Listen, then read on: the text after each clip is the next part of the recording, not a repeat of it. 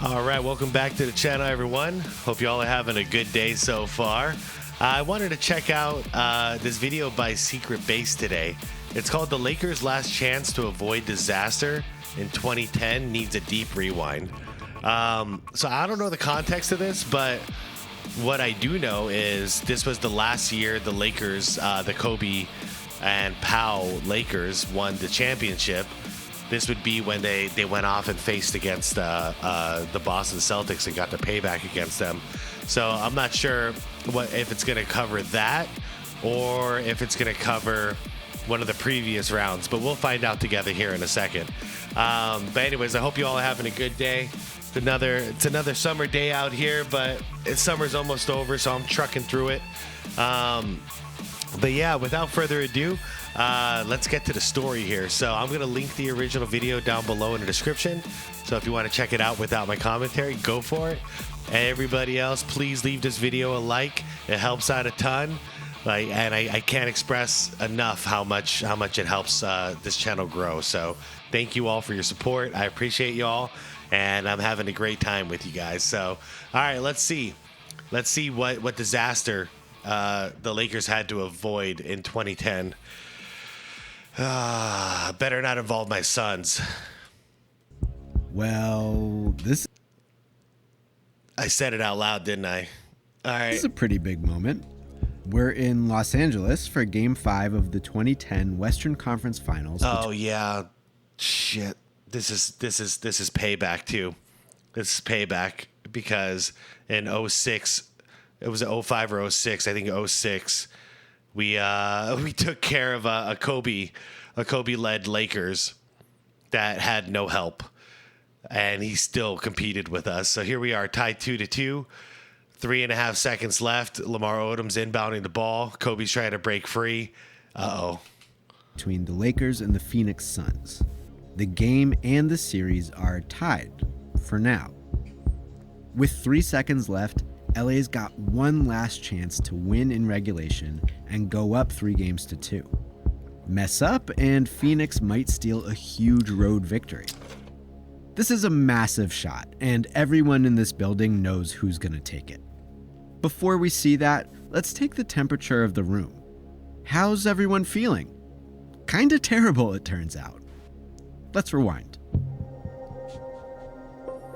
Man, it's just a harsh reminder of how many times that Suns team were right on the brink of going to the finals.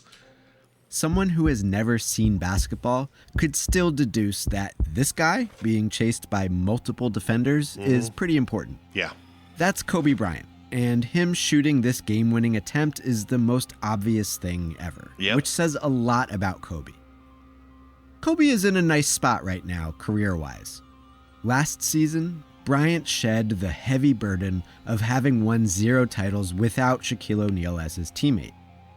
Perhaps because of the work it took to win that 4th NBA championship, Kobe's body has shown some wear and tear in his 14th season. He missed more games in 09-10 than in the 4 previous regular seasons combined. Ankle trouble, back trouble.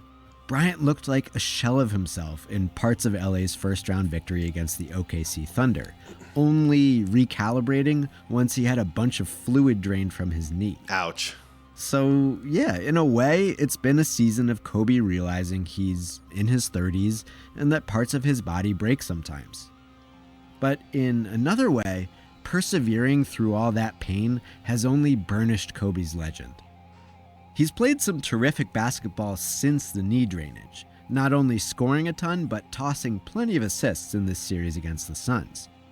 In fact, if Kobe passes right now, he could record his first career playoff triple-double. Cool stat, but we all know he's shooting, and everyone wants him to, which, if you look really closely, is kinda nuts. On top of all the other nagging injuries, this does not look like a right hand you want shooting the shot to break a series tie. Yeah, it was like that for a long time. Let's talk about it.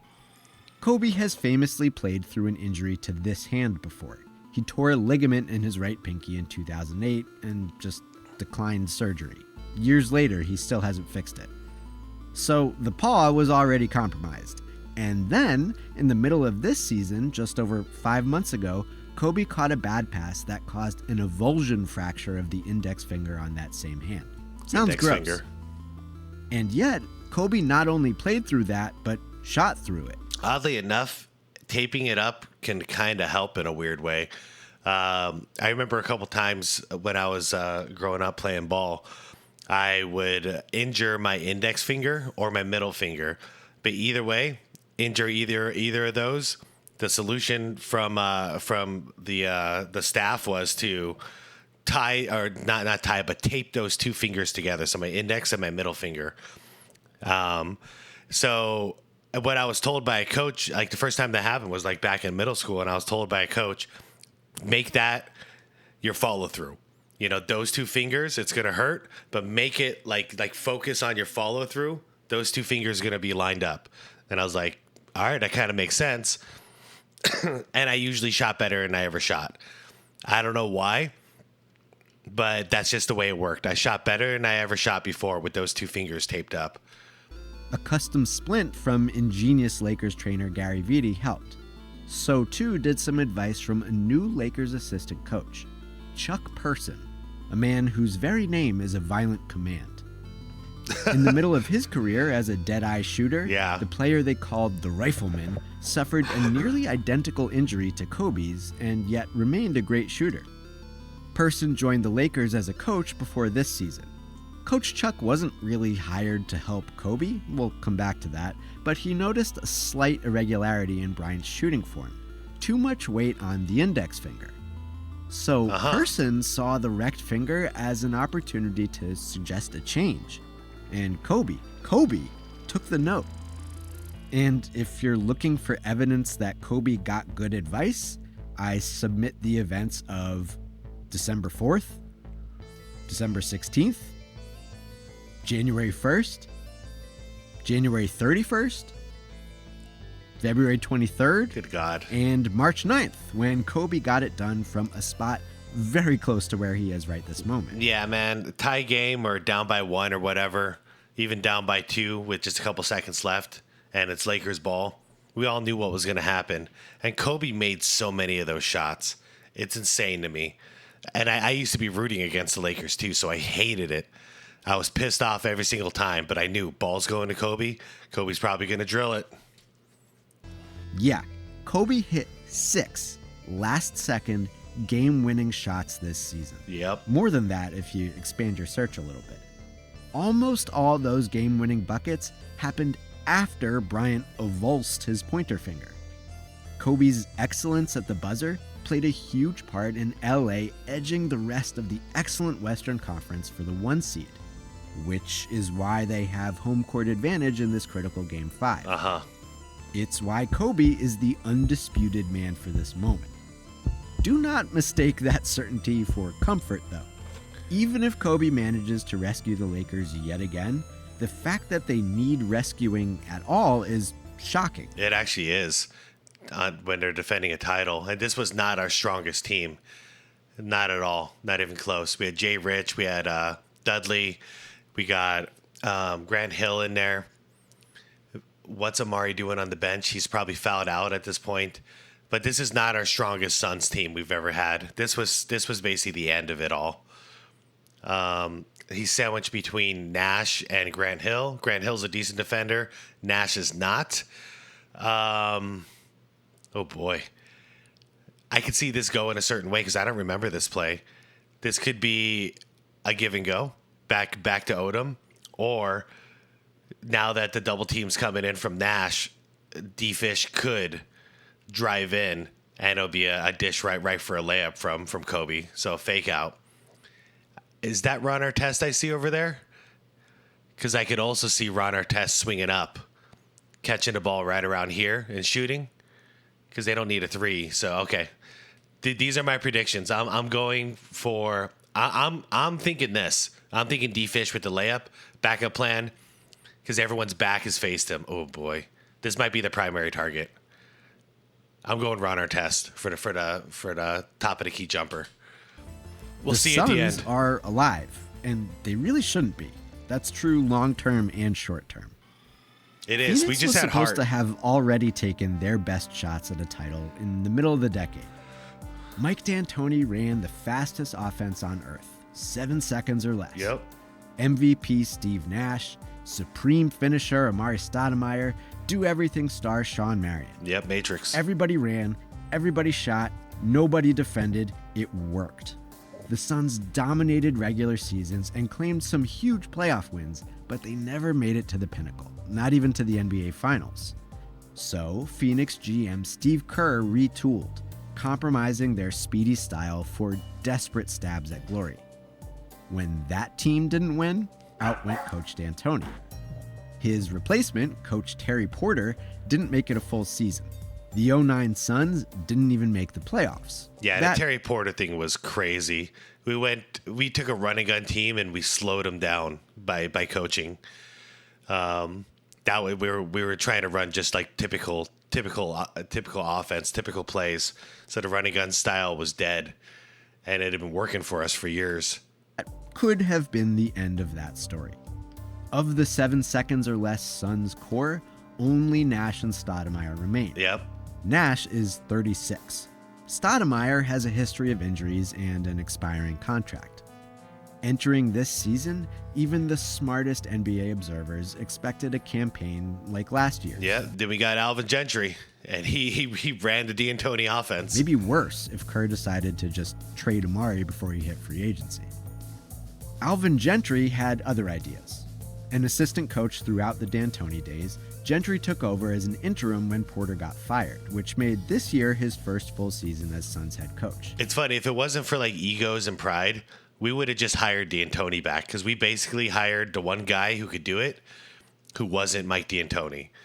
But might as well just go back to the source and just say, our bad, that was a bad idea. Here's a little more money than you had before. Come back, please. D'Antoni loved Nash. And listen, the key players may not be here much longer, but Coach Gentry made this season count. It's been one last ride for 7 seconds or less. Top 5 in pace, number 1 in offense, number 1 in three-point shooting. Who gives a shit about defense? 54 wins. We are so bad. Yep, that was us. After last No year's D. hiccup, the Suns survived the first round, smoked the rival Spurs in the second round, and now find themselves within reach of a trip to the finals, just when we all thought their contending window had shut. So shout out to Alvin Gentry, who must be feeling... Oh no. Something Gentry ate before the game betrayed him. I remember the this. Broadcast said it was an avocado, but sources say it was an artichoke with dip. My guy has... I forgot all about this. Wow, yeah. This was like the flu game, but for a coach. The biggest game of his coaching career, yakking on national TV. Honestly, though, Coach Gentry might not be the sickest person in the room. Because while all these Lakers fans anticipate another Kobe buzzer beater, they're also processing what just happened. It was nauseating. And I don't remember LA the last led play. by double digits for a huge stretch of this second half. They were up 11 at the 10-minute mark. 90 seconds ago, the Lakers still held a 5-point edge. To recall how the Suns pried that smaller window back open, simply survey the floor. If Phoenix wins, we'll remember Nash being an absolute assassin in pick and rolls this quarter. Just one pull-up ninja star after another, chipping away at the double-digit deficit. Dude, Nash was clutch as all hell. He really was. He didn't shoot much the first 3 quarters, like 3.5 quarters. He was getting everybody involved. But if we needed him down the stretch, my God, he was so clutch. He was freaking Rocky Balboa. Jason Richardson is here under the basket. If Richardson and the Suns box out on a miss and get the job done in overtime, Jason instantly becomes a Phoenix playoff legend. Because when the Lakers failed to rebound this Nash miss and Richardson miss, Richardson himself got another look at the tie and finally found it off the goddamn Off the glass, yeah, I remember that now. Channing Frye there, it's coming back to me. Yeah, that'll put a pit in Lakers fans' stomachs. But I'm sorry to say that the person with the most on the line right now isn't Kobe or anyone on the Suns.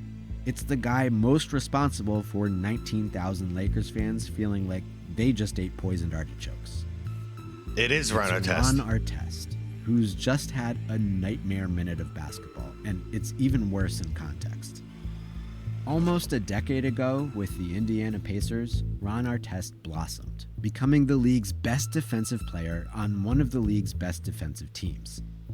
He was a singular force, and those Pacers looked like potential champions. Yep. Until all of the above came crashing down. And for those of you who don't remember him as a Pacer or before he played for the Lakers, this dude could score. He's got a great offensive game. Just when he went to go play with Kobe and the Lakers, he knew that's not my role. I don't need to really put up a lot of points. I need to do everything else so Kobe can get those points, you know? It just made more sense to have Kobe doing the shooting. November 19th, 2004. The Malice at the Palace. Beer thrown at players, punches thrown at fans, Indiana's hopes of contention, and Artest's superstar trajectory thrown off track. If you sort of forgot about Artest since then, I can't blame you. He was suspended for the rest of the 05 season, and then the Pacers traded him to Sacramento, where he remained an effective but sub-all-star player on a team nowhere as competitive as Indiana. While Artest managed to avoid the grim headlines that... And speaking of arch rivals, a couple of weeks ago, like if you make that hair green, that's literally Arch Rivals, the video game, like the green hair mohawk dude. Characterized his past, those years in Sacramento did include a few disruptive moments of aggression on the floor. And last year with the Houston Rockets, Artest made himself something of a Laker antagonist. In the regular season, it was this mostly verbal, slightly physical to-do with Kobe Bryant. And then, in a 7-game playoff series, Artest got himself ejected twice. Once in Game 2 for getting in Kobe's face, yeah. Then again in Game 3 for this unnecessary foul on Pau Gasol. Ron Artest was no friend of the Lakers. And then he became a Laker. The 09 champions remained almost completely intact this season with one major change. LA's defensive specialist, Trevor Ariza, left to sign with the Rockets, and Artest signed with the Lakers. It wasn't always a comfortable swap. That's why Chuck Person initially joined the staff, just to help Ron find his way. It took some time. It took some distractions weathered. But over the course of the season, Artest has fit in. He's happily taken a backseat on offense and done his thing on defense. Artest had rising superstar Kevin Durant in hell. Yeah, this was his Dennis Rodman arc. And I think he knew it. I mean, look at the hair. Look at the hair. I mean, he knew this was his role, and he played his role perfectly. And I swear this Lakers team recreated the classic Bulls so well. Because you had Kobe in the seat of Jordan. You had Artest in the role of Rodman. You had Lamar Odom playing Scottie Pippen's role. Derek Fisher was obviously playing, the point guard role, which is not so much. Honestly, Derek Fisher was great because he could knock down those threes. Derek Fisher was a huge upgrade in my opinion. And you got Pau Gasol, who's better than any center the Bulls ever had. So this was a great team. This was what a championship Bulls team looked like as far as the role players playing their roles and understanding their roles on steroids. The only difference was it was Kobe instead of MJ. But these role players, man, absolutely perfect for this type of system. Rising superstar Kevin Durant in hell during that first round defeat of the OKC Thunder. He's been solid in this series too, and actually shot quite well in the Game 2 victory. But right now, all of that stands at risk of getting eclipsed forever. Ron is still the guy all Lakers fans hated a year ago. Still the guy a lot of them didn't want on the team. Still the only person in this rotation without a ring. And now he's the guy who may have blown this game. Even before this last minute, Artest was having a pretty rough outing. And then, here began one of the ugliest minutes you'll ever see. Okay. Minutes ago, Lakers up 3. Plenty of time to find a better shot than this. At home watching TV, you could hear the crowd groaning even before Artest's awkward no man's land jumper. I mean, fair, because they're up by 3 at this point, yeah. Off back rim. Artest with the shot clock rolling down. But Gasol snagged and protected the rebound, then kicked it out for a reset. That's pal. Miraculous. Here we had an even simpler situation. 1 minute left, new 24. Obvious opportunity to just stand still and burn clock to protect that. He's wide open now. No, look at this. Look at this. They're like, dude, reset the offense. Reset the offense. Oh, shit. Boom. Derek Fisher looked like he'd witnessed an atrocity. The crowd sounded like victims of said atrocity.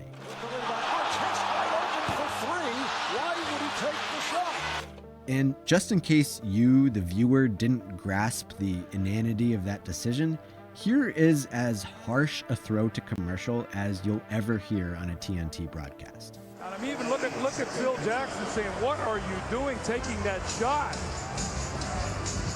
Well, there have been a number of mystifying shots throughout the series taken by Ron Artest. When we come back, Phoenix ball. Brutal. And then the Suns. Wow, yeah. So if the Lakers lost, I forgot all about this. It would have been all Ron Artest's fault. Wow. Immediately demonstrated why Artest shouldn't have shot so quickly. Yeah. Exploiting all that extra time to find the 3 points they needed. That's true. If they would have burned 20 seconds off the clock, then we wouldn't have had a second chance opportunity, a third shot opportunity, because we had 3. We would have only had 1 shot at this. This moment is enough to make you feel sick, even if you didn't eat. Oh, it makes me feel sick because I know who's going to win this shit, and this hurts. Ah. The artichoke. If Kobe does Screw this the thing artichoke. and buries this game winner, maybe Lakers fans can forget this feeling. A wild Phoenix comeback will fall short, order will be restored. Tragic. If Kobe misses, anything can happen. The Suns could steal this game and perhaps this whole series. They would just need to corral 1 rebound, then finish the job in overtime. Jason Richardson, the guy in position to grab that board, could become a Phoenix folk hero. Ron Artest, the enemy-turned-new guy, could go down in Los Angeles infamy forever. Let's just rip off the Band-Aid. Welcome to a moment in history. All right, let's see. I remember now. I remember now. How could I forget? Oh, it's the biggest heartbreak ever. Oh man! All right, I got to do this for the love of the game. Okay. Welcome to a moment. Yeah, a shitty moment. All right. So Kobe's got the ball. Ron Artest is still being covered.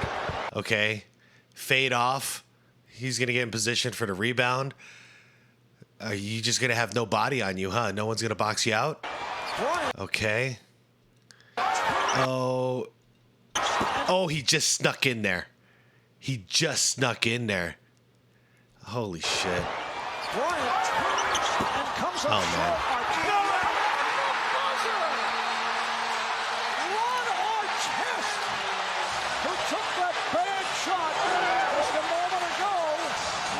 That's called redemption. Freaking Ron Artest, man. Oh, man. Freaking Ron Artest. Oh. No. Okay. Outro. I don't want to say anything on the outro. I got nothing to say on the outro. I hate basketball. Fuck. Oh, man. And then the Lakers went on to beat my Suns and then go on to win another championship. Oh, man. We were so close. How many times have the Suns been that close? You know, the same thing happened against the Spurs. Okay, I got nothing to say. That hurts. That I forgot all about that air ball catch and a Ron Artest putback. All right, if I could just separate my emotions for a second, that's a hell of a redemption for Ron Artest.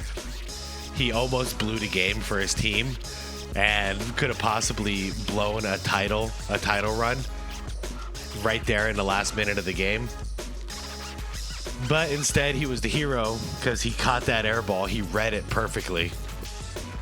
And that's some Dennis Rodman level crap right there. And the clutch putback.